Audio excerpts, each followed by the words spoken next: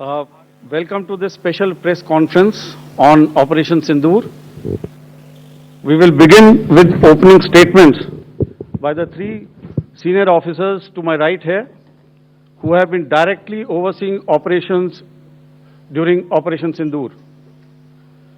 We have Lieutenant General Rajiv Ghai, Director General Military Operations, who will cover the aspects related to land domain. Air Marshal A.K. Bharti, to his right, Director General Air Operations, will provide insights on the air domain. And to my right is Vice Admiral A.N. Pramod, Director General Naval Operations, who will cover aspects on maritime domain. Following their briefings, we will move on to the question answer session. I now request the DGMO to commence the opening brief. Thank you, Sandeep. A very good evening to all of you, ladies and gentlemen.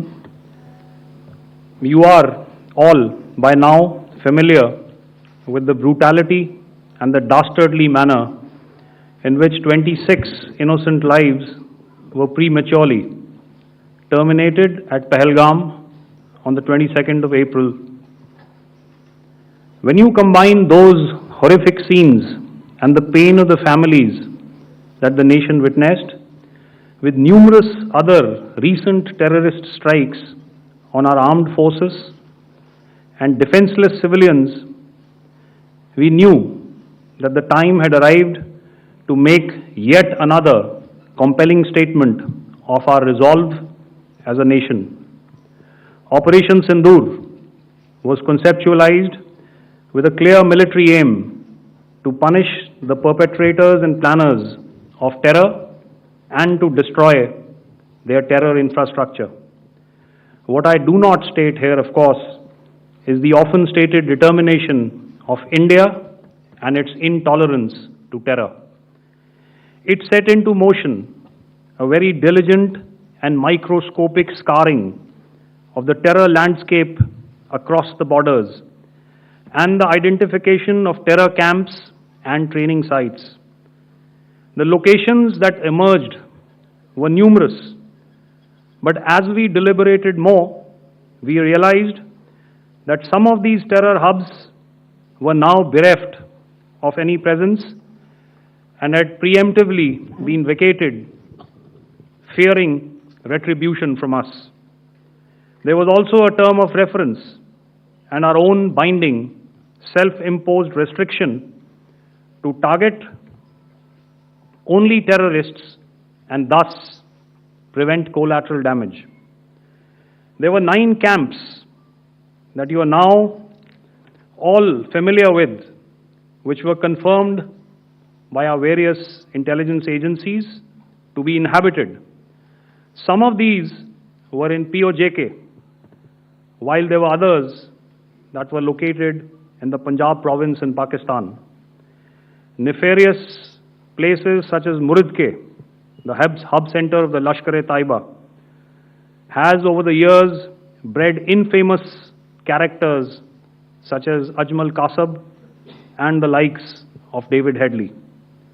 What followed was a careful scrutiny of each of these sinister locations, their layout, configuration, even the type of construction in each structure, and the terrain obtained around these.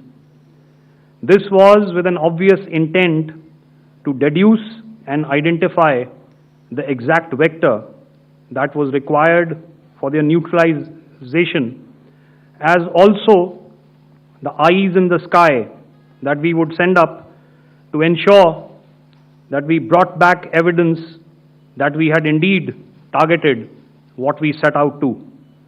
The precise images of these engagements on that fateful and historical night have already been showcased during the first press statement on the 7th of May that was helmed by our Foreign Secretary. I have no doubt in my mind that we achieved total surprise, and those strikes across those 9 terror hubs left more than 100 terrorists killed, including high-value targets such as Yusuf Azhar, Abdul Malik Rauf, and Mudassir Ahmed, that were involved in the hijack of IC-814 and the Pulwama blast. The line of control was also violated soon after by Pakistan, and the erratic and rattled response of our enemy was apparent from the number of civilians, inhabited villages, and religious sites such as Gurudwaras that were unfortunately hit by them, leading to a sad loss of lives. The Indian Air Force played a major part in these strikes by engaging some of these camps, and the Indian Navy provided wherewithal in terms of precision munitions. The Indian Air Force obviously had their assets up in the sky, and I will here request Air Marshal Bharti, the Director General of Air Operations, to detail for you the methodology that the men in blue adopted to successfully manifest this mission. Thank you, Rajiv. A very good evening, ladies and gentlemen. It indeed is a difficult time that we have to come here like this and brief you. We could have done without this, but we had no choice. As the DGMO has detailed, the event was precipitated by the dastardly act at Pahalgaon. The sequence of events have already been detailed.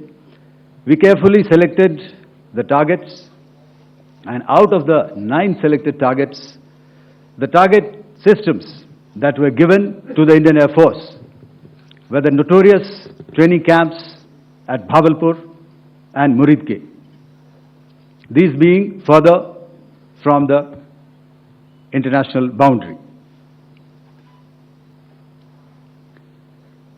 Through critical target system analysis, we analyzed what was to be done to annihilate these targets and planned to engage these targets with precision air-to-surface guided munitions so as to avoid collateral damage. The modalities of planning process I will not go through at this instant. However, what I would like to show you is the results that we achieved through our targeted air strikes. Could I have the second slide, please?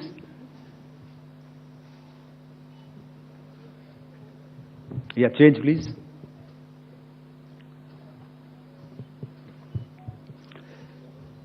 Okay. This is what the terror infra at Muridke looks like. If you see, north is as indicated, and to the right is east, where the international boundary lies. Could we have the next slide, please?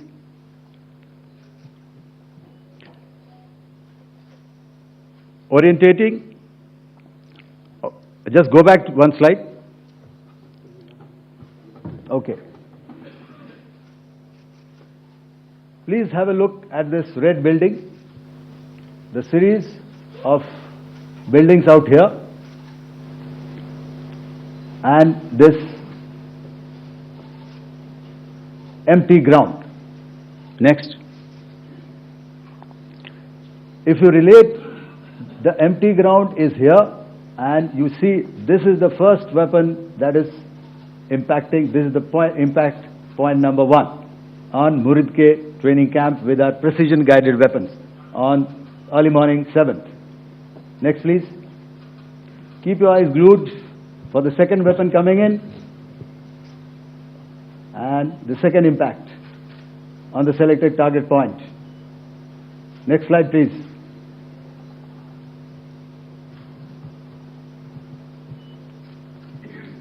Third weapon, third impact. Continue. And fourth weapon, fourth impact. So through these targeted and precision targeting, we addressed the target at Muridke, which was the turning infrastructure. Can you hear me? All right. Okay, I'll come closer to the mic. Now we go to the next target, which is the Bhavalpur training camp. Next slide, please. Okay, just wait. So the effect, if you see, the impact point, if I can point out, this is the impact point. The ammunition has gone through the roof and it has created a blast inside, the photographs of which you would have, all of you would have seen. And the red building, after that, there was this double-story building. It has been completely decimated by our precision targeting. Next, please. The target system, which was in the north, a series of buildings. I will show you how it looked. Next. Completely destroyed by our precision targeting. Next. Now coming to Bhavalpur, this is the target complex that we are dealing with, a fairly large target complex. So we had to carefully choose the points that we needed to address, which were high value and which would meet our stated objectives of eliminating the terrorists. I would like to draw your attention to this red canopy, and in relation to that, I would cover the targets. One target system is a series of buildings here, other one here, and other one out here. Next slide, please. This is how it looked before, and this is how the building looked after the impact of the weapon. And orientation in relation to this red canopy, you can see here. Next, please. Before, next, and after. The roofs have completely collapsed. Next. This is the target system. Next. Precision targeting, and we have achieved our objectives here. Next. All right. So that was what we did on the 7th. Our objective was to address these two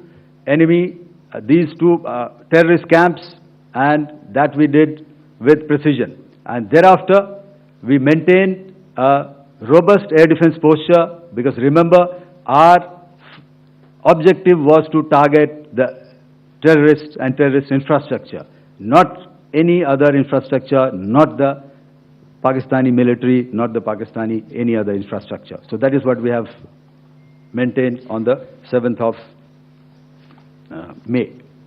However, what we saw in the evening of 7th of May, we were saturated with a raid of Pakistani unmanned aerial vehicles and small drones. And these came in waves in our civilian areas, over our military installations, and all of them were successfully intercepted. Few of them did manage to land. However, there was not much damage that they did. And we have our robust counter-US hard kill and soft kill systems which did the job. However, the difference here was that we had targeted the terrorists. The adversary now has targeted our civilians and the military infrastructure. So it had to be responded to. So in a quick and calibrated response, that very night, we struck their radar installations at Lahore and close to Gujranwala, the LYT installation, to indicate to him that we are ready, yet we do not want to escalate. Our fight was with the terrorists and not with the Pakistani military establishment. Thank you. Thank you, Air Marshal Bharti. So, ladies and gentlemen, he's outlined operations not only on the night of 6th and 7th of May, when Operation Sindoor commenced, but also on the subsequent night. Being well aware and familiar with the congenital and impulsive nature of our adversary, and even though we did attempt to reach out and communicate our compulsions to strike at the heart of terror to my counterpart in the immediate wake of Operation Sindoor. The request was brusquely turned down, with an intimation that a severe response was inevitable and in the offing. We were, of course, prepared. Operations on the 7th and the 8th, Air Marshal Bharti spoken about. On the night of 8th and 9th of May, they flew drones and aircrafts into our airspace all across the borders and made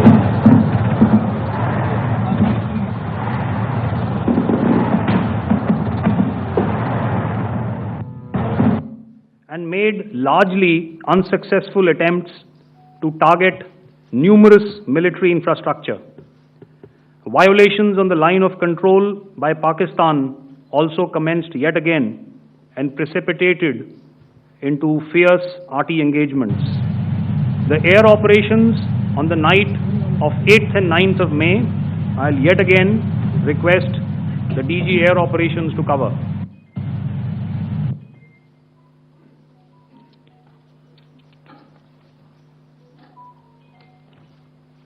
So I just covered what happened on the night of 7th and 8th. What we found that on the night of 8th and 9th, starting as early as 22:30 hours, our cities had a mass raid of drones, unmanned aerial vehicles, UCAVs, starting right from Srinagar, going down right up to Nalia. It was a mass raid in waves, and it was relentless. However, we were prepared, and our air defense preparedness ensured that there is no damage on ground or to any of the intended targets that the enemy might have planned for. The difference between 7th night and 8th night was that on 7th night, he sent in his Jihad class of UAVs, however, these UAVs can go some distance, they are armed. However, on the 8th, less numbers of armed UCAVs were there or UAVs were there, and more numbers of quadcopters, maybe for surveillance or just for harassment of civilians. This continued till midnight. Our air defense preparedness ensured that there was no damage on the ground, either to the military installations or to the civilians. However, the enemy had yet again shown that he wanted to up the ante and he wanted a fight, and we were up to the task. In a measured and calibrated response, we once again targeted his military installations, which included his SAM sites at Malirkant. This also included his surveillance radar sites at Lahore and close to Gujranwala. These were suitably addressed, and thereafter his drone attacks continued even till morning, which we countered, and during the daytime there was some respite. Here I would like to bring out another aspect. What we found was that while the drone attacks were being launched from somewhere close to Lahore, enemy had allowed his civilian aircraft to also continue to fly out of Lahore. Not only his own aircraft, but international passenger aircraft, which is quite insensitive, and we had to exercise extreme caution, even at the cost of some tactical disadvantage, to ensure that there is no damage to any of the civilian aircraft. And this was also brought out in our press briefing during the day. So I will now hand over to my colleague to cover the events of 9th onwards. On land, we also undertook certain measures such as deployment of air defense and electronic warfare assets to establish an integrated grid with the Indian Air Force, and I have seen and heard some of you wax eloquent about the benefits of such an architecture when it comes to negating and combating air intrusions. We also carried out deployment to include movement of our forces in the land, sea, and air domains.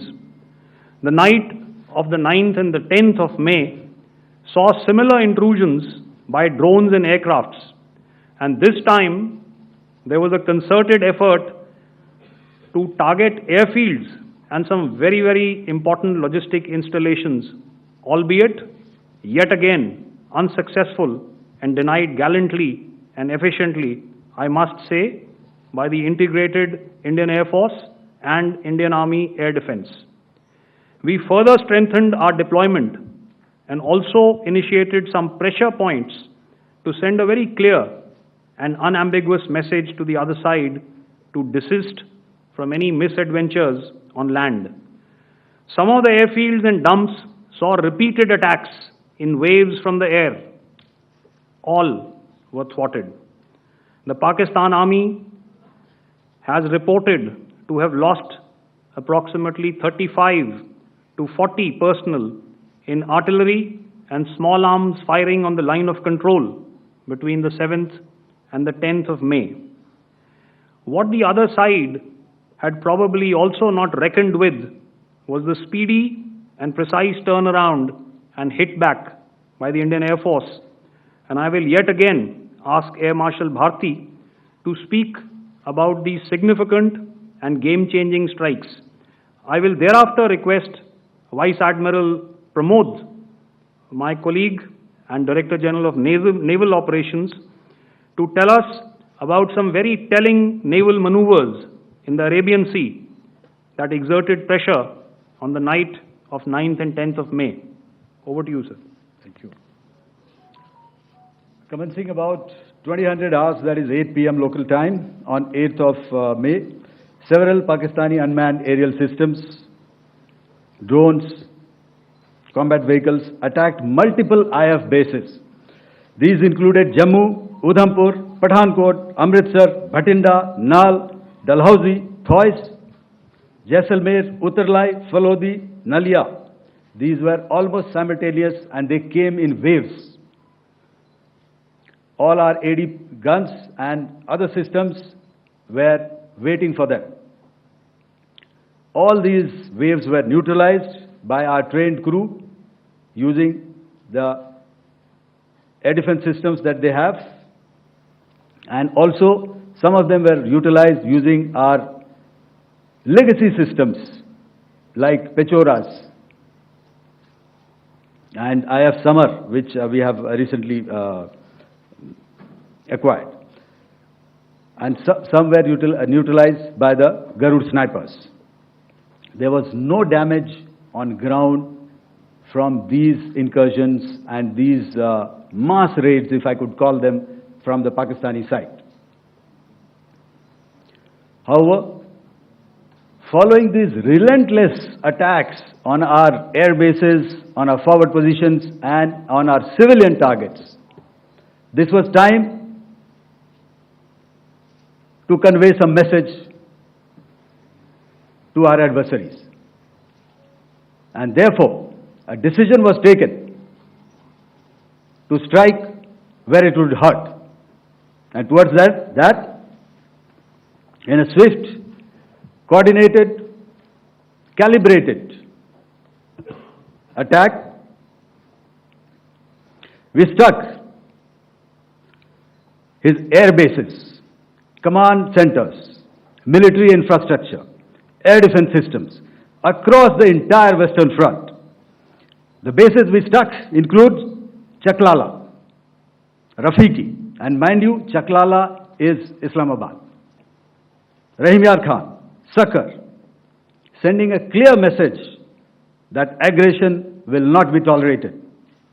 This was followed by strikes at Sargoda, Bholari, Jacobabad. We also struck the C2 centers at Murid, the UAE complex at Murid, Rafiki, radar at Chunia, which I will show you, Rahimyar Khan airfield, and the unmanned combat aerial vehicle hangar at Sakar. I would like to reiterate here that we have the capability to target every system at these bases and more. However, it was only a measured response to instill good wisdom to our adversary to refrain from further escalation. IF's response was directed only at military installations, avoiding civilian and collateral damage. I would now like to show you some of the effects that have been achieved as a result of our air operation.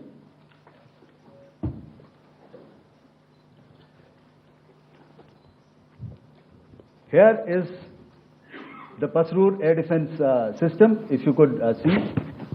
Zoomed up view, this is the radar mounted on a high tower. And after the strike,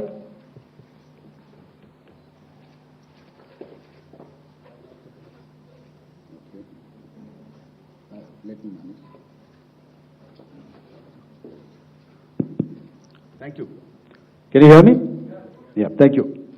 And after the strike, this is what has happened. This radar has been taken out, completely burnt. Next slide, please. The Chunia air defense radar, which was taken out on 7th and 8th. This is the radar site. A blown up photograph, once again, on a tower. Not very clear, but what you see very clearly is the after effect after we have struck. The radar head has been completely decapitated. Next slide, please. Arifwala air defense radar. In this complex, you see how it looked before, blown up image, and after really blown up. Next. Now coming to Sargodha airfield. Remember, this is one of their important airfields wherein they have a lot of assets, F-16s, other assets which they keep getting, training institutes. And we have stuck this airfield. It is not, if you zoom in here, then one impact point here on the runway and second impact point of our weapon, precision weapon on the runway. And if you see this blown up repairing going on, same here. Next. Rahimyar Khan. This is the area we have struck. A deep strike out here and one complex here. So this is how it looked before, and the same, you see a big crater, another crater here, and this complex, after strike, neutralized. Next. Chaklala airfield, Noor Khan, once again a major air base, a lot of their logistic assets out here. This was the chosen complex that we intended to strike and convey a message. Next slide, please. This is how it looked before, and this is how it looked after our strike. Next. Sakar. We chose Bharat का travel app is my trip पेश करते हैं Bharat express news studio.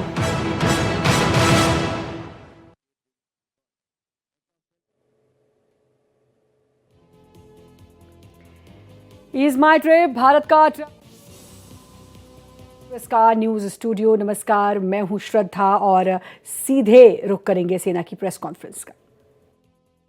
aircraft hangar. This is how it looked before, and this is how it looked after the precision strike. Next. Jacobabad aircraft hangar, and this is how it looked after. Next. So what I'm trying to convey here, ladies and gentlemen, is to start with, our fight was neither with the Pakistani military nor with anybody else who's there on the other side. Our fight was with the terrorists. We neutralized the terrorists that we selected to be neutralized, and thereafter, we only maintained the air defense posture. However, we were relentlessly pounded by waves after waves, night after night, by his UCAVs, by his drones, and by his other unmanned aerial systems. And that left us with no choice but to retaliate, and yet our retaliation was calibrated, it was graduated, and it was proportionate. Thank you.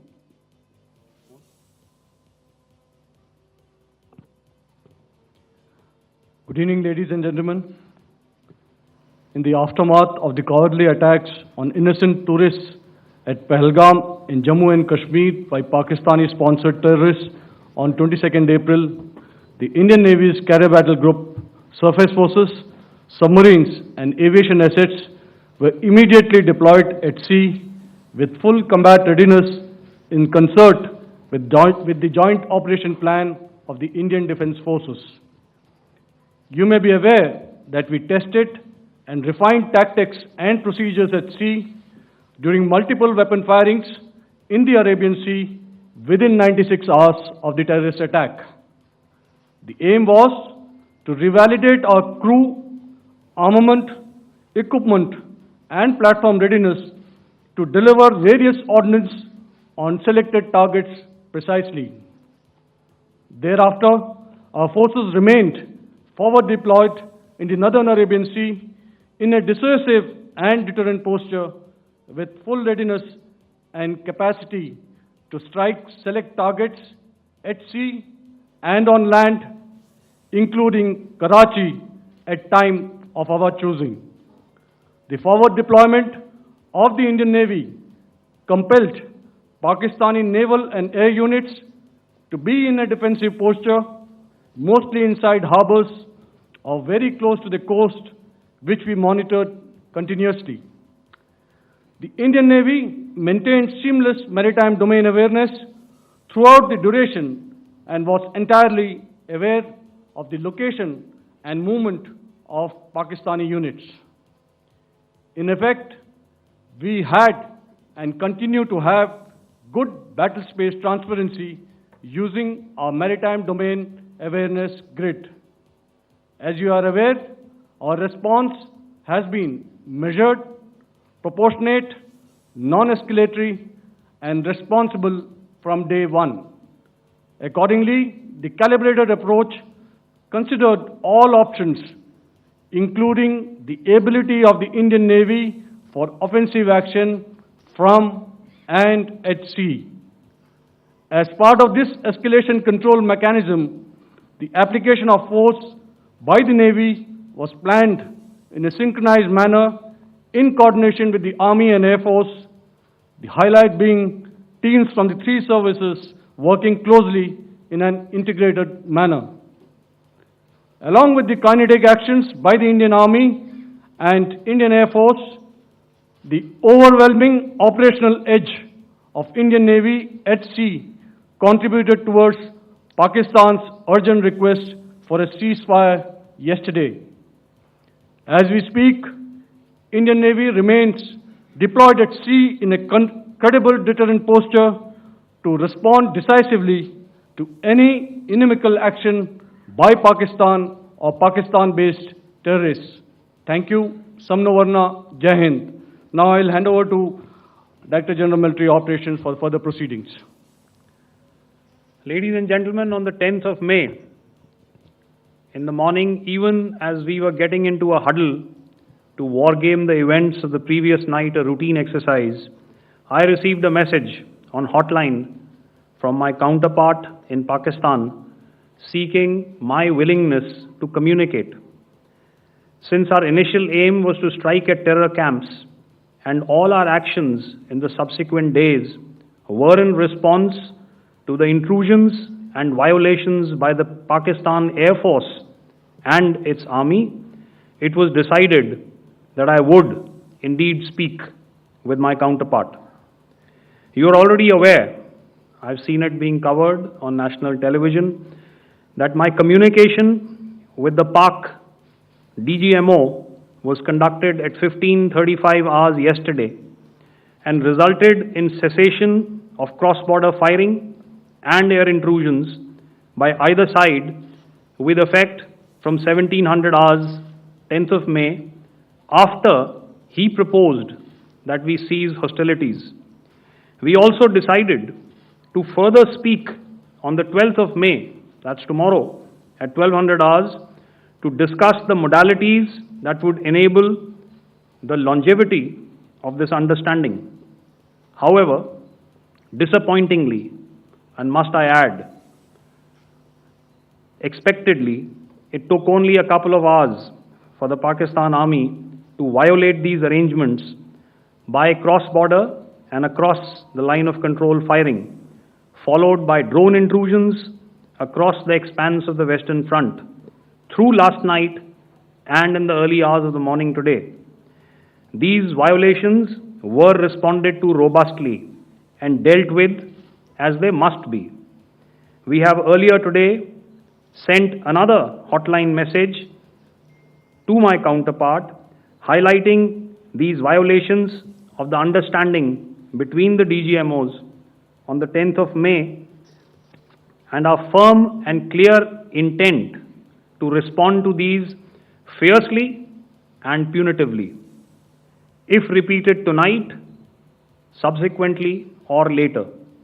In this regard, I must inform all of you that the Chief of Army Staff has earlier today conducted a security review and has granted full authority to our Army commanders for counter-actions in the kinetic domain in case of any violation by Pakistan. In the end, I pay my solemn homage to my 5 fallen colleagues and brothers from the armed forces and civilians who have tragically lost their lives in Operation Sindoor. Our hearts go out to the bereaved families, and we express our solidarity to them in this lifetime and beyond, at this grave juncture in their lives. Their sacrifices shall always be remembered and spoken of in glowing terms by a grateful nation. We have thus far, ladies and gentlemen, exercised, and my colleague Pramod highlighted this, immense restraint, and our actions have been focused, measured, and non-escalatory. However, any threat to the sovereignty, territorial integrity, and safety of our citizens will be met with decisive force. Jai Hind. Okay, ladies and gentlemen, we are now open for questions. All right, now, since I would not know all of you, I would expect you to please raise the placard or your hand, and once I indicate, I expect you to please give out your name and the media group that you belong to. Keep your questions short so that we can take as many questions as possible. Also, ladies and gentlemen, kindly bear in mind that confidential aspects may not be answered by the 3 DGMOs. Right. I've got a lot of hands there. Let me start from the left. Left foot always in front when we start marching. So here we have to the left, okay. Yeah, 238. Hello. So this is Manas Pratimudyan from PTI, Press Trust of India. So the understanding that was reached yesterday on stopping the military operations and actions, was it for just 3 days? And what would be the cost escalation if there is violation of this understanding by the Pakistani side? And my subsequent question would be that we have a kind of ceasefire agreement with Pakistan that was finalized in 2003. So will there be some kind of similarities in frameworks between the two kind of understandings, 2003 ceasefire agreement and the current understanding on stopping military operations. And again, what are the cost that will be incurring on Pakistan if Pakistan again resorts to this kind of terrorist activities, because we have made it very clear that the cost will be very high. So I would like to have your thoughts on it. Okay, so I'll answer the latter part of the question first. I also want to add that while the initial ceasefire agreement, as you correctly pointed out, is of the 2003 vintage, but I must remind you that in 2021, in the month of February, and this was then when the crisis in eastern Ladakh was also on, the two DGMOs had spoken and arrived at a ceasefire understanding that lasted right up until this unfortunate attack at Pahalgam. Once our Foreign Secretary had announced the decisions of the CCS in the immediate wake of that attack, he had announced certain measures, and then of course Pakistan had in turn made its own announcements. Since then, there have been certain violations of this ceasefire understanding, and of course after the 7th of May, like I pointed out during my statement, that there have been numerous violations on the line of control especially, and of course along the international boundary by the Pakistan Army and the Pakistan Air Force. This understanding that we spoke about yesterday, no, it was not for 3 days. It was first to stop aggressive and hostile activities immediately, let that order and direction settle down for about 36 hours, and thereafter discuss modalities, like I said, to ensure its longevity. That is tomorrow on the 12th of May. But unfortunately, we had a violation starting at approximately 1900 hours last night, and we've sent a communique, like I said, to the Pakistan Military Operations Directorate, and we will await as to what happens tonight. All right. The cost escalation, I'll leave it to your best imagination. I've already said that the response will be fierce and punitive. Now, the right foot forward. Yeah.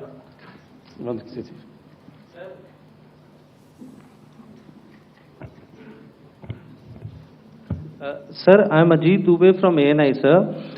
Sir, my question is that you talked about the loss of lives to the Pakistan Army, that was around 35 to 40 kills secured by the Indian Army. Sir, can you tell us what would be the total loss of life to the Pakistan Army in both Army and Air Force attacks, sir? And how good was the performance of the BrahMos, Scalp and the S-400 during the operations? And sir, since we have just one line, no multiple questions, please. Sir, all right. And since sir, we have achieved such a spectacular, we have made good achievements in this entire operation. Can we say that we have emerged victorious, or we have a big upper hand over the Pakistanis in this entire conflict? Thank you very much, sir. So I'll answer the question about the loss of lives on the other side. Of course, there are various means to ascertain that number. There is information from various agencies that come in. There are, of course, on the line of control, other ways to find out as to what has been the effect of what you are doing there in ceasefire violations. So therefore, I mentioned 35 to 40 on the line of control, and please remember that once Operation Sindoor was launched, the responses of the Pakistan Army were also on Indian Army or the Indian Armed Forces infrastructure. Let me put it that way. So that's why I did not cover casualties of the Pakistan army, at least in the initial phases of battle, because those were not our targets. Our targets were terror-oriented, and of course later, once they launched air intrusions and air operations on our infrastructure, we've used heavier weapons, and of course there would have been casualties, but those are still being assessed. The effects of the weapons that you mentioned, I will request Air Marshal Bharti to apprise all of you about those. Good evening, Mr. Sujit. How are you? Ajit. Okay, we're meeting after some time. I never mentioned about any of the weapons that we used. Check. Okay. What I was saying, that I never mentioned of any of the weapons, the caliber that we used. All right. So we'll leave it at that. Those are matters of operational details which I would not like to go into. But suffice to say that whatever methods and whatever means we have chosen, it had the desired effects on the enemy targets. How many casualties? How many injuries? Well, to start with, our aim was not to inflict casualties, but in case there have been, it is for them to count. Our job is to hit the target, not to count the body bags. And the last part of your question, I wonder if you read out the tweet on ADG PI at midnight once we'd done what we had to in Operation Sindoor. And that's credit to my friend here on the left. Justice has been served, Ajit. That is all that I will say. Ajit, I'll request you to, refrain putting words into his mouth. All right. I'll come back to the left. 147. Sorry, 47. No, 47. Did I see it here or? Yeah. Good evening, gentlemen. Sorry, 147, I saw it there. Sorry. Yeah. Since I've already said, 147, start please. Hi, sir. Good evening. This is Shivam Patel from Reuters News Agency. Thank you for giving me the opportunity. My question, sir, is how many military targets did Indian Armed Forces strike in Pakistan in response to the attacks from Pakistan? How were these targets selected? And how many troop casualties have been there in total on both sides, if you can give details? Thank you. I'm sorry, where are you? I haven't spotted his... He's to the right. Okay. Can you just repeat that for me, please? Sure, sir. So my name is Shivam Patel. I'm from Reuters News Agency. My question is, how many military targets in total did the Indian Armed Forces strike in Pakistan in response to the attack from Pakistan? How were these targets selected? And how many troop casualties have been there on both sides, if you can? So you're speaking of the targets that I mentioned in the wake of the attack at Pahalgam, right? Military targets, after full response. Yeah, I think it's amply clear to everybody here that the Pakistan army has not crossed the international boundary, neither in the plain sector nor on the line of control. So the intrusions have been in the air. There have been certain attempts on the line of control when ceasefire violations have been on to try and infiltrate and carry out and perpetrate activities that we are all very well familiar with. Whether these are by terrorists or by the Pakistan army or its special forces and commandos is difficult to say, but each of these have been effectively thwarted. So therefore, as far as engagements of military targets on the other side is concerned, I thought Air Marshal Bharti covered those very well and in detail, and he also mentioned as to how they went about targeting those. I think those images were very clear and very, very graphic in telling us as to what we needed to hit. And you'll remember right at the outset I said that we even went into what was the construction in each of these locations and therefore decided on the vector that had to be utilized. Please. Okay, if I could add to what the DGMO has said, I have already detailed the targets now. Whether it is X numbers or Y numbers that is immaterial. And what damage have we inflicted? You have seen. What are the casualties on the other side? As I said, that is for them to count. As far as we are concerned, from the air defense side, if they had a choice, they would have definitely come in. They are fighters, there are more numbers of UCAVs. It is not that they did not intend to come in. It is only that our robust AD posture prevented them from coming in. So that must be known, and that must be realized by all the audience here. Yeah, I'll come to the left now, 24.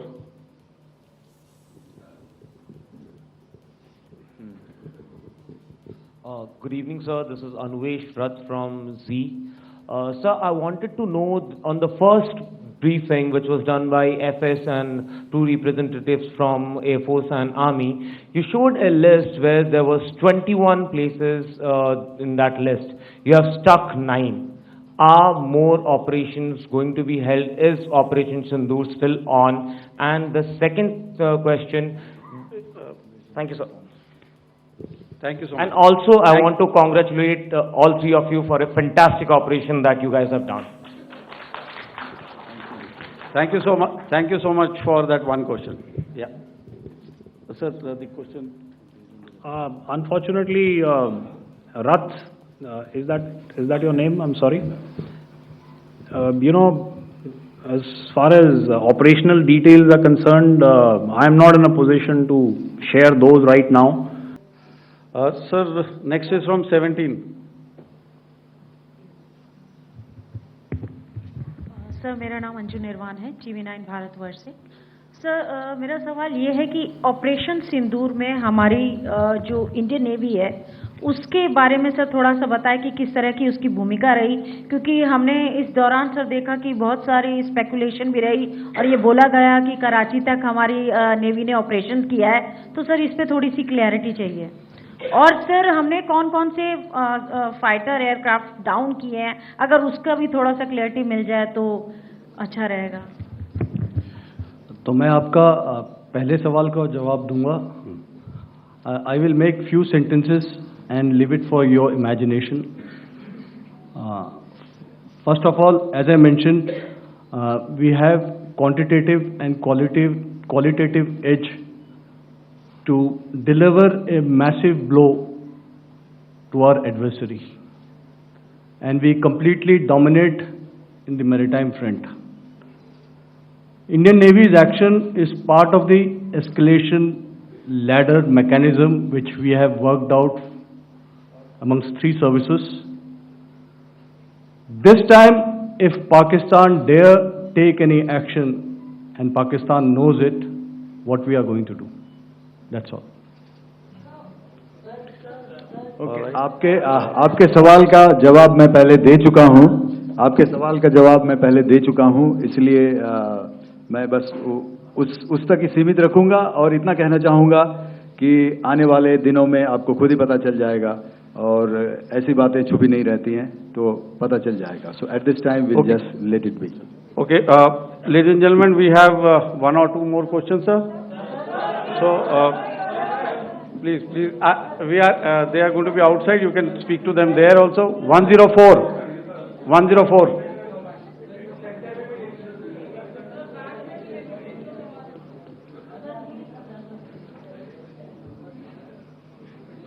I think. Yeah, ask sir. Sir, Dinakar with the Hindu newspaper. Are you surprised that you got this question? No, sir. I'm waiting for this to look. Sir, can you give a number of assets we lost, because there's been a lot of speculation going on, international media writing a lot of things about our platforms, including Rafale. I mean, Pakistan claiming that Rafale has been downed, etc. Can you put that question to rest and clarify on that? I guess that question is for me. All right, I'm happy that you've asked this question. You know, we are in a combat scenario, and losses are a part of combat. The question that you must ask us Okay. And indeed, that we must ask ourselves, you inclusive, is have we achieved our objectives? Have we achieved our objective of decimating that terrorist camp? And the answer is a thumping yes. And the results are for the whole world to see.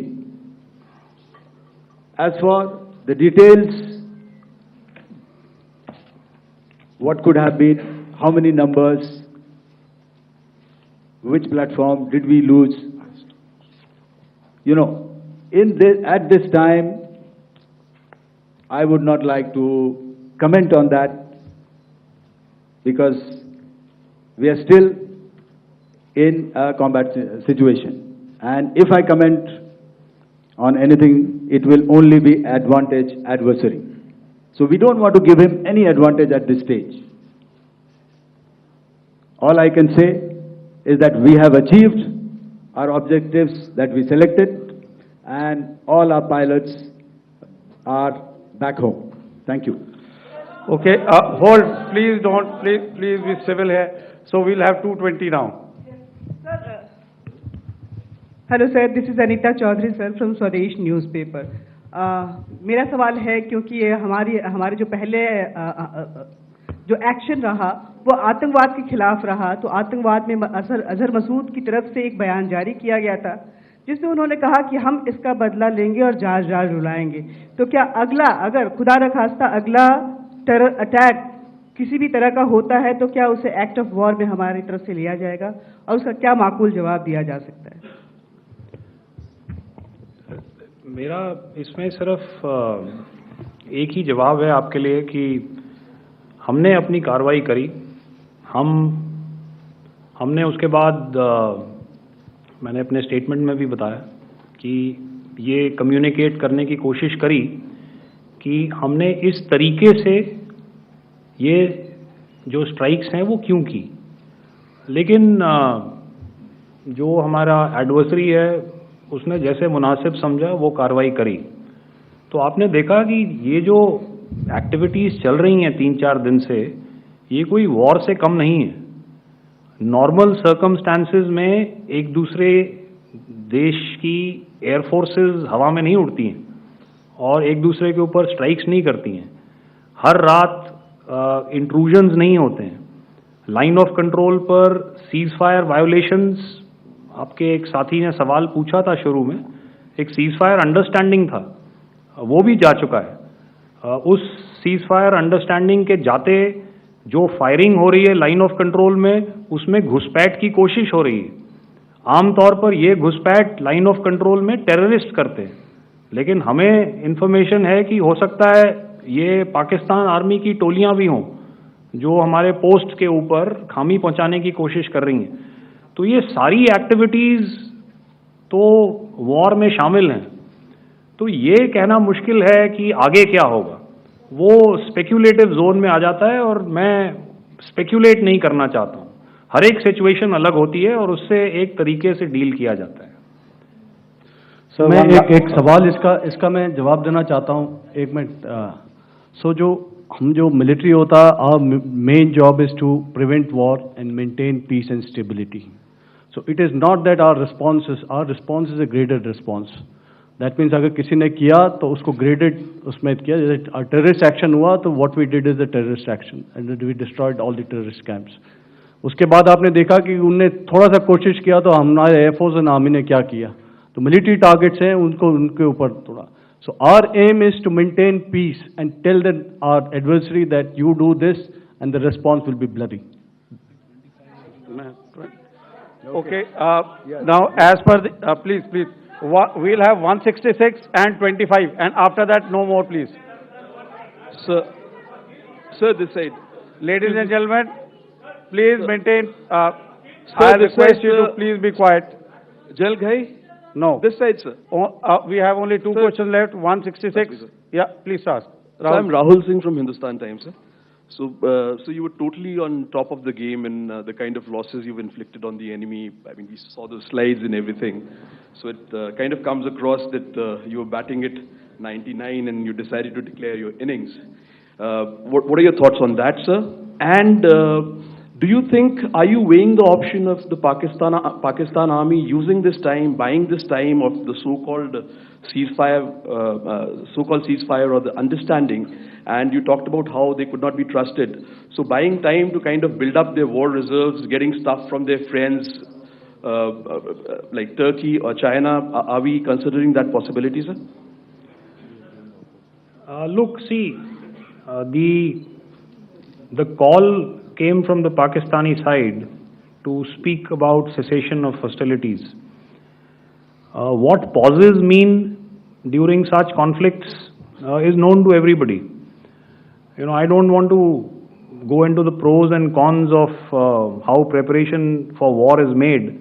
That is a process in itself.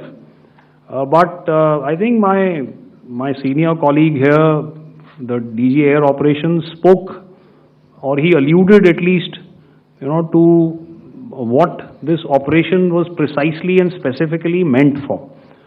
And I think that's something that we achieved, right at the outset.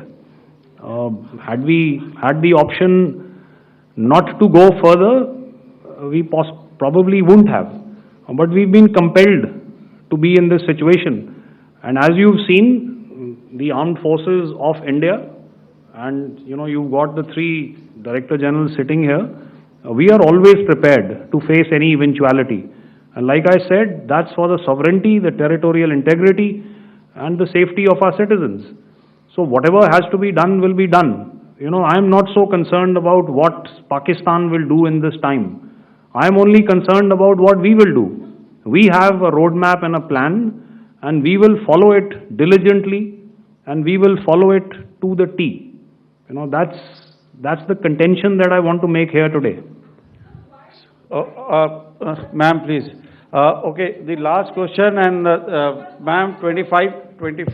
She's been asking since the first one. Sir, I'm Nandita. Sir.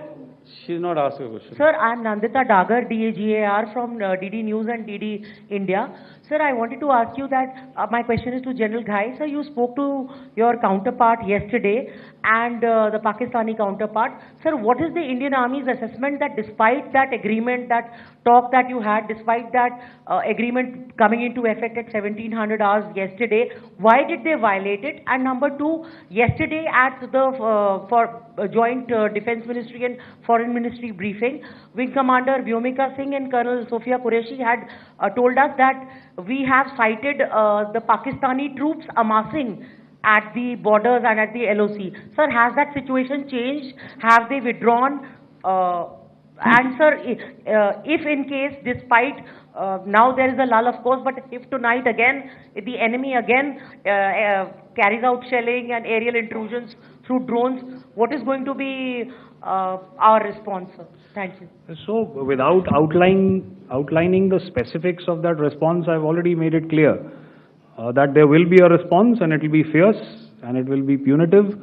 Why the Pakistan Army chose the option of violating the understanding that was arrived at earlier yesterday, I think that's a question that we best answered by the Pakistan DGMO. I wouldn't be able to, give you that. But, in situations such as these, and if you go back into any conflict, sometimes these understandings take time, to fructify and manifest on ground. But without, getting into the reasons, it is our mandate to be prepared at all times, and that we were. It's not as if because there was an understanding we weren't prepared. I must tell you that the armed forces were on a very, very high alert, and they continue to be in that state even as we speak. All right. Ladies and gentlemen, please, ma'am, please. Okay, thank you so much for coming today. Those who have missed asking a question, see, I knew I'll grab this attention from you like this. Those who have missed the opportunity to ask a question can give me a written one. I'll definitely get back to you with that. And also, they are they are invited for a cup of tea in my office day after tomorrow. Thank you, ladies and gentlemen, for coming. Thank you. Thank you very much. Jai Hind. Jai Hind.